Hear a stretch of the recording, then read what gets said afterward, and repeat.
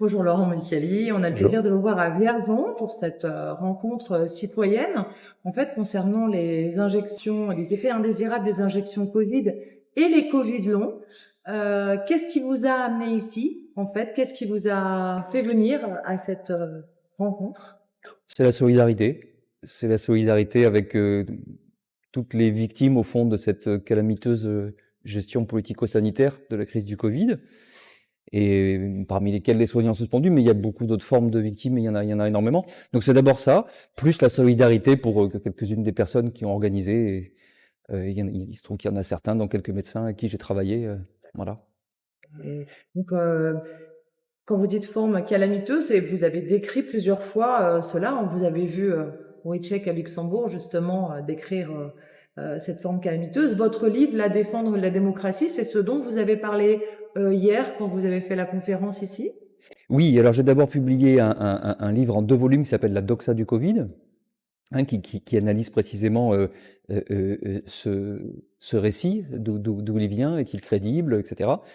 Donc ça, c'est un premier travail. Et puis, j'ai publié effectivement l'an dernier en fait, un recueil d'articles qui traverse un petit peu toute ma carrière, et pour montrer que la continuité qu'il y avait entre les différents thèmes qui m'ont intéressé. En l'occurrence, il y a une partie sur les banlieues, une partie sur les gilets jaunes et une partie sur le Covid.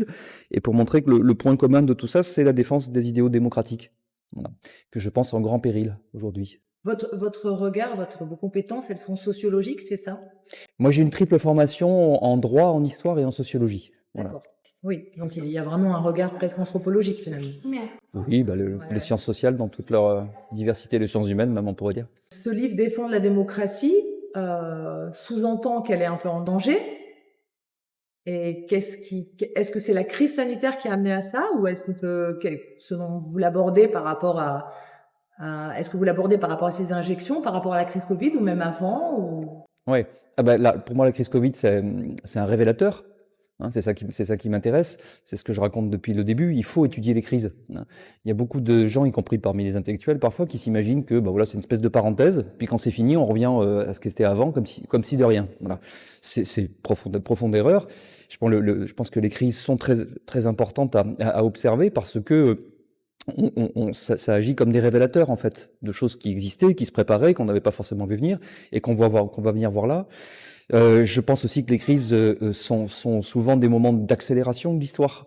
Et donc c'est encore une raison pour laquelle, encore une fois, il faut regarder ça de très près, et vraiment en se départissant de cette idée consistant à penser qu'une fois que c'est fini, on l'oublie au fond. Voilà. Non, ce qui se passe, ce qui s'est passé, sont des choses qui marquent, qui impriment, qui disparaissent pas du tout. Hein. Et donc il faut étudier ça il faut absolument étudier ça de très très près. Il faut essayer de comprendre comment dire, les tendances qui se manifestent, qu'on voit tout d'un coup apparaître.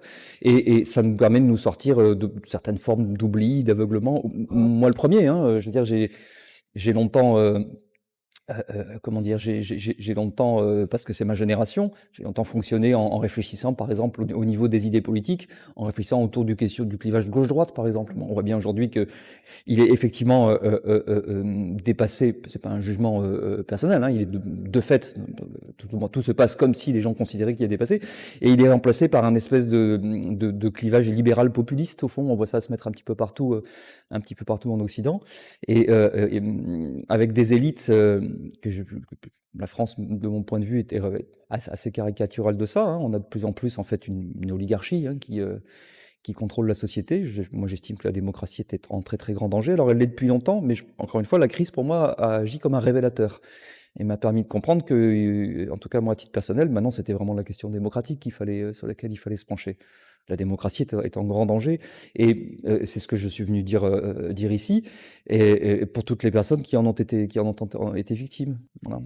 Je suis revenu évidemment sur ce qui s'est passé lors de l'été 2021, hein, autour de la loi du 5 août 2021, autour de la mise en place de l'obligation vaccinale, du pass sanitaire, pour essayer de comprendre ce qui se passe quand même. Au fond, nous sommes dans un pays qui passe son temps à se gargariser du mot droit de l'homme, hein, qui fait la leçon d'un l'ensemble du monde avec ça, qui se fait le champion des libertés, blablabla. On connaît bien tout ce discours-là, et avec des gens qui, sincèrement d'ailleurs, hein, sont prêts la main sur le cœur à expliquer comment ils se sont battus sur tel ou tel combat contre le racisme, contre l'homophobie, contre ceci, bref, que sais-je, et qui auraient été certainement tous prêts à jurer un mois avant qu'on rentre dans ce délire, que eux vivants, jamais ils feraient quoi que ce soit qui atteigne des principes, des machins. Bon, voilà. Les mêmes personnes ont vu arriver l'invention d'une incroyable discrimination. Hein, donc les mêmes personnes qui, encore une fois, revendiquent les droits de l'homme, luttent contre toutes les formes de discrimination, le racisme, l'antiféminisme, le machin, hop, tout d'un coup, disent ah bah oui, on va créer 2 catégories de citoyens. Hein, et selon que vous serez injecté ou non, ben vous aurez des droits sociaux ou vous n'en aurez plus, vous aurez des libertés individuelles ou vous n'en aurez plus, vous serez viré de votre travail. Enfin, c'est incroyable quand même ce qui s'est passé. C'est complètement paradoxal. Il faut y réfléchir. Plus on parle des libertés, moins on en a. Ouais. C'est quand même fou. Mais est-ce que vous avez vu, bon, ça c'est certainement, c'était un peu sous-jacent, mais là du coup, ça fait 4 ans qu'on est là-dedans maintenant. Est-ce que vous voyez une évolution, une prise de conscience citoyenne, démocratique, tout ça, ou est-ce que en fait on s'en fout pour vous Alors moi, ce que je vois surtout, c'est un décalage croissant entre ce qu'on pourrait appeler la bulle politico-médiatico-réseaux sociaux, hein, que je considère vraiment une espèce de petite bulle hors sol, et puis la vraie vie, quoi. Voilà, les gens qui sont dans la vie quotidienne, les pieds bien sur terre. Donc je pense que dans la vie quotidienne, chez l'ensemble de nos concitoyens, il y a des prises de conscience, bien sûr, qui s'accélèrent, y compris parce que beaucoup de gens vivent dans leur chair ou dans celle de leurs proches, hein, des conséquences de tout ce qui a été fait, depuis les confinements jusqu'aux vaccinations obligatoires, etc., femmes enceintes, enfants compris, enfin, donc, parce qu'il y a beaucoup de gens qui s'en rendent bien compte, mais par contre, dans cette bulle politico, médiatico, réseaux sociaux, etc., le verrouillage, et la France caricature ça, hein, quand on compare avec d'autres pays, quand même, il y a beaucoup plus de liberté de parole et de diversité, de pluralisme. Mais c'est ce verrouillage, ce contrôle de l'information qui est quand même incroyable en France, hein, avec avec des chiens de garde partout, hein, et qui vont venir dire voilà, lui est légitime à s'exprimer et l'autre n'est pas légitime à s'exprimer. Hein. C'est ça qui est en jeu, bien sûr. Hein. C'est qu'est-ce qui est légitime comme expression dans le débat public. C'est des gens qui, encore une fois, la main sur le cœur et au nom des grandes libertés, vont en réalité devenir des adversaires de la liberté et passer leur temps à exclure, etc., à conformer. C'est très inquiétant. Je pense que le journalisme français est mort, très clairement, et qui continue d'ailleurs à se tirer une balle dans le pied tous les jours. Il se suicide, en réalité, hein, dans son incapacité à questionner réellement le fonctionnement des oligarchies qui nous gouvernent, dans son manque total d'indépendance. Le journalisme, on dit que c'est le 4e pouvoir, mais... C'est une plaisanterie. C'est une plaisanterie. Ça a pu être une question légitime, bien sûr, dans la deuxième partie du XXe siècle. Et tout le monde a en tête ce qui est raconté dans les écoles de journalisme, ça, les quelques figures, les quelques héros. Mais moi, je pense que si Albert Londres vivait encore, il serait catastrophé de voir ce qui se passe. C'est le contraire absolu de ce qui était censé être le journalisme, c'est-à-dire la capacité à aller voir ce qui se passe dans la vraie vie pour le faire remonter, pour en témoigner. Et le cas échéant, si ça correspond pas à ce que les élites tiennent comme discours, on va dire, il y a un petit problème, il y a un décalage. Bon, je résume grossièrement la chose, mais c'est de ça dont il est question. Or, aujourd'hui, on a une profession qui est totalement coupée du terrain de la population. On a un journalisme de bureau, hein, accéléré évidemment par le numérique, et on a des gens qui sont tous devenus, en réalité, des gens de bureau, hein, qui n'ont plus aucun contact, qui ne font plus aucune enquête. Bon. Et ça, c'est quelque chose qui est... Parce qu'un chat à un an, ça c'est quand même pas passé grâce à ces médias. Entre autres. Voilà, quand on regarde le rapport du Sénat, on a l'impression qu'ils ont récupéré tous les médias depuis et que maintenant, il n'y a plus du tout de parole possible. Quand on voit Thierry Le Breton, ce qu'il est en train de mettre en place depuis le mois d'août avec ce voit sur la DMA, DSA, etc. Ça veut dire que c'est de pire en pire. On voit l'OMS qui arrive pour le mois de mai 2024, qui prendra notre souveraineté. Donc, qu'est-ce qu'on peut avoir comme espoir de prise de conscience, à votre avis? Moi, je parle en tant qu'intellectuel, pas en tant que citoyen privé qui donne son opinion privée. Donc, moi, j'ai pas à me positionner sur les enjeux en question. Par contre, ce que je peux dire, c'est qu'il est profondément antidémocratique et dramatique qu'il ne puisse pas y avoir de débat pluraliste sur ces questions-là. et que systématiquement, toute personne qui émet un avis critique se fait délégitimer, décrédibiliser, et au fond, toute personne qui finira, on est en train de vivre ça, hein, toute personne qui va émettre la moindre critique vis-à-vis de ces oligarchies devient forcément complotiste, c'est ça, c'est le mot valise pour faire taire les gens, et pour empêcher qu'une discussion ait lieu. C'est à ça que sert ce terme, en réalité, hein. Il cherche à discréditer la personne pour la faire taire. Et qu'on n'est surtout pas à discuter dans le détail de ce qu'il avance comme idée. Voilà. Ça, c'est totalement antidémocratique. Enfin, c'est le contraire même, c'est la négation absolue de ce pourquoi les générations qui nous ont précédés se sont battues, hein, des Lumières jusqu'à il n'y a pas très longtemps, pour au contraire qu'on ait cette liberté de penser, cette liberté d'expression, un débat contradictoire, le pluralisme qui est le fondement de la démocratie. À partir du moment où on rentre dans une société où de toute façon c'est comme ça et pas autrement, tout le monde doit se conformer, baisser la tête et marcher en rang, dans la main, c'est fini. Il n'y a pas de démocratie. Que c'est aussi le fondement d'une civilisation finalement. Parce que si on parle plus et qu'on obéit tout le temps, est-ce qu'on reste une civilisation en tant que telle C'est une bonne question. Okay. Vous aviez pu assister au débat à l'auditorium hier ou aux présentations hier, et qu'est-ce que vous en avez pensé? Écoutez, moi je suis ravi que cet événement ait lieu, je suis ravi que les gens puissent prendre la parole, je suis ravi de voir que néanmoins, comment dire, c'est pas un petit groupuscule de 12 huluberlus qui délirent ensemble, parce que c'est ça que l'image qu'on veut donner. Hein. Il y a 450 personnes quand même. Hein, qui sont... Bien sûr, pour quelque chose qui s'est auto-organisé avec un ensemble de bonne volonté bénévoles. Et j'insiste d'ailleurs sur le mot bénévole, parce que une des dimensions très importantes de mon travail, c'est de montrer comment c'est la corruption qui agit dans tous ces domaines, comment on fait taire ou inversement on fait monter au pinacle des gens au terme de processus de trafic d'influence et de corruption. Donc voilà, j'insiste sur le caractère bénévole et citoyen de ces manifestations qui sont tout à fait fondamentales. La démocratie la vraie démocratie en acte, elle est là. Elle est là, voilà. Elle est pas dans les plateaux de télévision. C'est vrai qu'il y avait des débats, les gens échangeaient. Mais bien sûr que les gens ne sont pas d'accord. Moi-même, j'ai exprimé des désaccords. Moi-même, en réponse à certaines questions, il m'est même arrivé à un moment donné de dire à une personne, attention, ça, pour le coup, c'est complotiste, ce que vous dites, vraiment. C'est-à-dire, c'est de la conspiration qui fait du procès d'intention, qui présuppose que dans l'obscurité, un petit groupe a tout prévu depuis 40 ans, machin. Ça, c'est le vrai conspirationnisme. C'est absolument minoritaire, évidemment. Mais là, je redis, la démocratie, c'est ça. C'est ce qui se passe ici. Et ce qui se passe dans ce qui est appelé débat public aujourd'hui, hein, dans cette petite boîte-là, médiatique, etc., ce n'est plus la démocratie, et c'est même en train de devenir le contraire. C'est même quelque chose qui devient un ennemi de la démocratie. Voilà. Et c'est quoi le contraire de la démocratie? On peut appeler ça dictature, totalitarisme? Alors, merci de poser la question. C'est une des choses que j'ai discuté hier soir dans mon intervention, en disant aux gens, attention, faut pas utiliser les concepts à tort et à travers.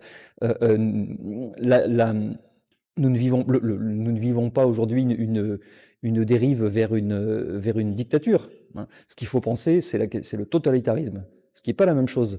Démocratie ou dictature, ça c'est pensé comme une question de régime politique. Bon.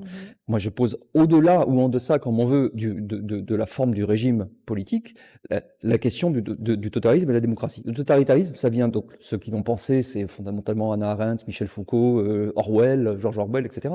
C'est fondamentalement, la racine, c'est le mot totalité. Hein. Donc c'est le fait de transformer une société, un pays, un État, le monde entier, comme on veut, au fond, dans une masse indifférenciée, hein, où chacun est totalement interchangeable. Voilà, c'est de considérer fondamentalement les humains comme un troupeau. Hein. C'est le bétail humain. Voilà, c'est à ça qu'on arrive. Et c'est bien ce qui s'est passé pendant cette crise. Hein, c'est ça, c'est le bétail humain avec les idées les plus simplistes qui puissent concevoir. Tu risques de mourir, je vais te faire une injection, ta vie est sauvée. Tu as 90 ans, tu en as 5, tu es malade, tu es une femme enceinte, pareil, pouf au suivant, pouf au suivant, pouf. Exactement comme on vaccine les canards ou les brebis. Voilà. À qui on ne demande pas leur dossier médical, leur histoire médicale, bon, etc. Hein. On part du principe qu'ils sont tous interchangeables, ce qui n'est sans doute déjà pas vrai chez les animaux, encore moins chez les êtres plus complexes que nous sommes. C'est ça le totalitarisme, encore une fois, c'est réduire la société humaine à un troupeau de brebis ou de canards. Voilà. Et c'est exactement ce qui est en train de se passer. Et ça, c'est totalitaire. Mais est-ce qu'il n'y a pas, est-ce qu'une civilisation peut être réduite comme ça? Est-ce que c'est viable ou est-ce est-ce qu'on va à la destruction de la civilisation? Mais la question, c'est Ça semble qui résiste à ça. La question, c'est qui résiste à ça, parce qu'évidemment, c'est une archi-minorité qui impose sa façon de penser, qui veut imposer ses façons de penser et d'agir à une très très grande majorité. Hein. Et le décalage est d'ailleurs de plus en plus grand entre le tout petit nombre de personnes qui gouvernent l'immense majorité, de même qu'entre le tout petit nombre de personnes qui continuent à s'enrichir d'année en année et la grande masse au contraire. Bon, enfin, donc ces décalages-là sont de plus en plus importants. Le fait qu'il y ait si peu de gens pour les questionner est tout à fait terrible. Voilà, j'ajoute une dernière chose, c'est qu'en plus de ça, parmi tous ces mythes, tous ces pseudo-discours qui empêchent les gens d'exercer correctement leur esprit critique, de mon point de vue, c'est quelque chose qui touche aussi mon propre milieu, le milieu universitaire, le milieu scientifique. Et la crise du Covid, de ce point de vue-là, a aussi été, pour moi en tout cas, un incroyable révélateur hein, du fait qu'il y avait également un sacré troupeau de moutons parmi les gens qui sont censés, au contraire, exercer l'esprit critique. Ils ne voulaient pas ou ils ne faisaient pas, ou est-ce qu'ils étaient empêchés de parler? Parce qu'on a vu aussi beaucoup de gens qui étaient empêchés de parler ou menacés. Oui, enfin, Des universitaires. Oui, sauf que nous, universitaires, nous avons une liberté d'expression qui est protégée par la loi. Il y a très peu de risques en réalité. Quel risque prend un universitaire, par exemple, à signer une tribune collective? Aucun. Personne ne peut lui reprocher d'avoir signé une tribune, si critique soit-elle à l'égard de l'attitude de tel ou tel gouvernement. Aucun. Et pourtant, je peux en témoigner personnellement du nombre de gens qui venaient me voir à la machine à café. Oh, c'est bien ce que tu fais, c'est courageux et tout. Je dis, bah, écoute, tu signes notre texte, on a besoin de montrer qu'on est nombreux, etc. Pour vos propos? À moi, mais bien sûr que si. Mais ça va faire bientôt 4 ans que je suis à peu près tous les jours insulté, diffamé, harcelé électroniquement, bien sûr. Mais votre hiérarchie vous a jamais demandé de vous taire? Alors, si, bien sûr, mais c'est très intéressant. Je parlais tout à l'heure de ce décalage, hein, entre une espèce de petite bulle et puis la vraie vie. On a observé la même chose. Qu'est-ce qui se passe au fond, si je dois résumer les choses? On est à l'été 2021, d'accord?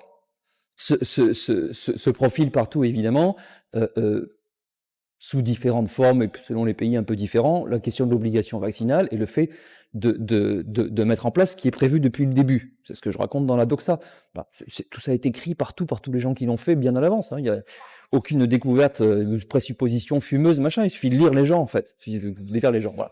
Donc, très très vite, moi c'est pour ça que assez vite j'explique ça, ce que c'est que la doxa, c'est-à-dire c'est une narration globale de ce qu'on est en train de vivre, qui repose sur 4 structures fondamentales, 4 affirmations fondamentales, qui sont, 1, on risque tous de mourir, hein, virus, menace mortelle, machin, 2, on peut pas soigner les gens, on n'a aucune parade thérapeutique, 3, donc la seule chose qu'on peut faire, c'est tous se cacher sous le lit, c'est le confinement, mais 4, on pourra tous ressortir et on sera délivrés, le jour où arrivera le vaccin. Voilà, c'est ça l'histoire qui nous est racontée, que j'estime être un conte pour enfants.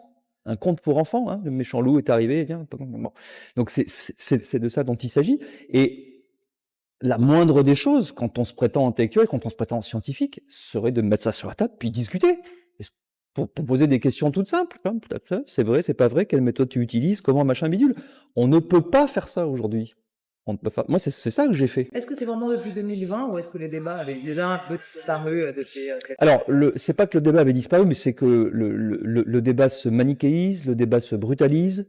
Les réseaux sociaux en sont le témoignage quotidien. Hein. Il y a de moins en moins de lieux où on peut avoir du débat, de l'échange. Je rappelle qu'un débat, un échange entre gens qui ne sont pas d'accord, hein, ça n'est pas un champ de foire, c'est pas une cour de récréation, c'est pas un match de boxe. Voilà. Ça devient extrêmement difficile d'avoir les gens qui sont capables de discuter de leurs désaccords sans passer leur temps à s'insulter, à se déconsidérer, à vouloir faire taire l'autre à coups d'arguments stupides. Or, c'est ça qui se passe, et les médias en sont totalement complices. Un des rares petites incursions, très très rares petites incursions que j'ai pu faire dans les médias parisiens mainstream, c'était dans l'émission de Arrêt sur image, de Monsieur Schneiderman. C'était en 2020. Voilà. C'est une anecdote très révélatrice. Je suis contacté par cette émission qui me propose de faire un débat. Ah, super. Ouais, précisément, c'est ce qu'il faut faire, discuter. Je dis à la collaboratrice de M. Schneiderman qui m'appelle, je lui dis, écoutez, moi je me pose une seule condition, c'est que le ou les personnes que vous mettrez autour de la table avec moi, avec qui je suis censé discuter de manière contradictoire, soient des gens capables de discuter précisément. Voilà. d'échanger des arguments, de discuter tranquillement. Voilà. Je veux dire, s'il vous plaît, ne reproduisons pas ces machins hystériques qu'on voit partout. Il dit, mais oui, vous inquiétez pas, pas de problème, vous aurez comme interlocuteur un autre chercheur ou un médecin très posé, vous pourrez discuter tranquillement, machin. J'arrive à l'émission, je découvre la personne qui est en face, on m'a rien dit, c'est monsieur Lehmann, qui est un médecin blogueur sur Libération, qui est un influenceur en réalité, hein, extrêmement important, je sais pas pourquoi, je connais pas sa vie, je m'en fiche, mais qui attaque et qui pendant 5 minutes m'insulte. Il n'y a pas de débat, il n'y a pas de discussion, il n'y a pas machin, il n'y a que de la diatribe et de l'insulte. Voilà. Des trucs C'est personnels, en fait, des attaques personnelles. oui, enfin personnel ou qui me Des invectives sur... oui, qui viennent poser des étiquettes sur les gens, machin, en allant tout de suite en plus vers ce qui s'appelle en fait des points Godwin, vous êtes un négationniste ou machin.